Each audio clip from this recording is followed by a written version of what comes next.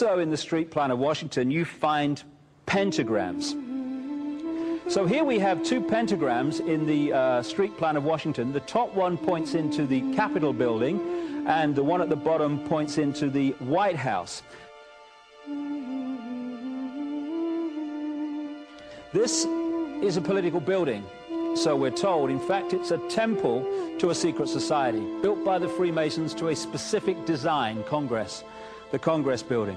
Where did it get its name from? Capitol Hill, from a sacred place of the Roman Brotherhood going way back called Capitoline Hill. And when Madeleine Albright, high priestess of this brotherhood, became Secretary of State, and she went across on her first overseas visit to Europe, she actually went to Rome and made an official visit, what for her would have been a pilgrimage to Capitoline Hill in Rome, and that's where we get Capitol Hill from. This is George Washington.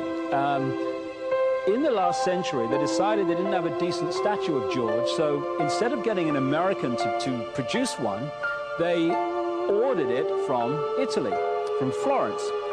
And when it arrived on the dockside, people were staggered, because here was George, the first president of the United States, depicted naked from the waist up with this cloth over his Bill Clinton's, and then pointing up one arm, pointing down the other. What's going on? Unless you realize where these people are coming from, it's inexplicable.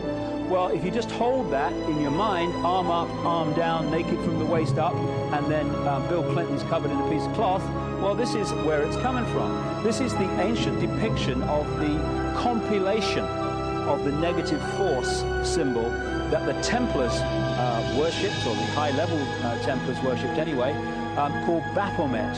And this is why that they depicted George Washington in that way.